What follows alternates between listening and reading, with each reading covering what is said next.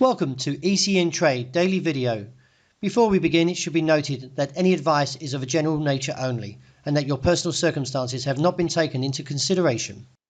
Hello everyone, my name is Rob Clayton and thank you for joining me. Well, both the Euro and also the US dollar index failed to confirm the engulfing Japanese candlestick or the outside range days. As you can see here, after this very strong bullish move that we got for the bullish outside range day, strong candles all the way to the top side of this range around 93 figure 15. On Wednesday, we had a bearish outside range day posted, or an engulfing candle, but failed to get confirmation when I was looking for the move through 92.5. But instead, it looks like to me, from a technical point, we can still potentially see the US dollar try and reclaim that top side, which could lead on towards 93.60. This on the flip side, you can see the euro has also failed to continue, but the RSI is a little bit stronger than the dollar index. Still, we need confirmation. We do need to see a break above the level of 117.95 to support a correction back to 119. Until then, the risk is still very much towards the downside at 116.10.25. Investors worked through a mixed picture of economic data on Thursday after the US Labor Department reported that the initial jobless claims declined slightly last week as the US labor market continues to recover from last year's recession. The US jobless claim came in at 375,000 last week from 387 the previous. This is another sign that the job market in the US is healing from the pandemic.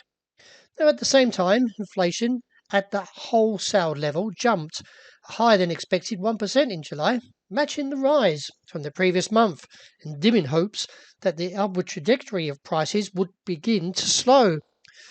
The Producers' Price Index, or the PPI, in the US has risen a record 7.8% over the 12 months. That's the largest one-year increase in a series going back to 2010. Still keep an eye on the technical indicators and also with the engulfing candle.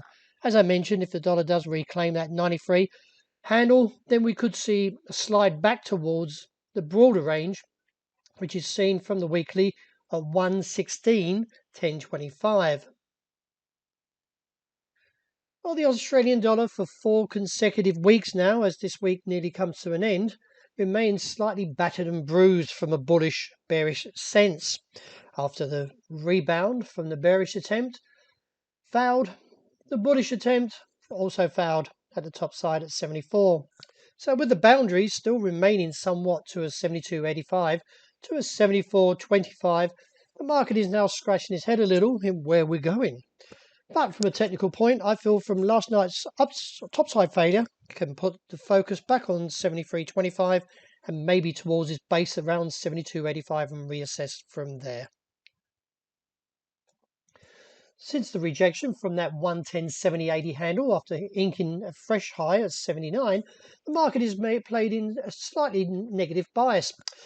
Although at present, we still need to keep an eye on some of these technicals because they haven't completely fulfilled or support the downside potential.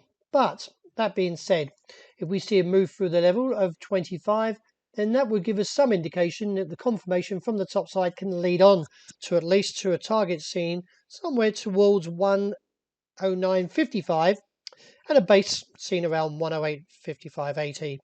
But as I say, confirmation is required, and if we don't get that 110.25 break, then we can still see one more attempt to the upside because the ADX is still holding to a somewhat bullish trend, and also the MACD is holding to a positive signal.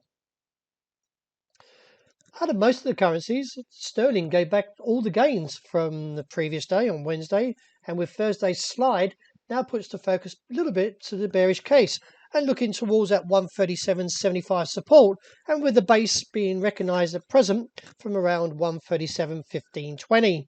That's the short-term base. From a technical point, you can see we didn't go through that midway point, and therefore from the rejection and a weak signal coming from the MACD is the reason behind why I'm viewing a possible slide in the pound. And backing that is also the leg for the sterling yen, being the pound, is also weakened from the rejection or close to that 153.20 or 30.50 area, and from the rejection could put a further slide into the cross currency and look down towards 152.40 to 151.60. Well, if we go to the 4-hour time frame for gold, we can see that this upward trek is still holding and looking towards that break level at 1,760. To turn this whole pattern around to a bullish case or reinstate it would see a move through 1,768. This would give initial momentum and therefore look towards that 1,780 to 90 target, or maybe even a little bit more, and completely dismissing this flash crash and therefore seeing this rise. Wait for the confirmation, because the RSI isn't quite there yet, and nor is the MACD. So a rejection from 60 would put the focus back on the recent lows around 1,700. It would seem that oil has lost its path overnight and slipped away from that bullish rise that we recently saw earlier in the week. And with the RSI just breaking through the midway point, gives us some concern that we could be looking back towards 66.5, and with the base holding at 64.7080. A cap at the moment, it still maintains around 70.55.65 in the short term. Well, that wraps it for today. Thank you very much for joining me, and as always, look out for the intraday report. I hope you enjoy the rest of the day and the great start to the new weekend.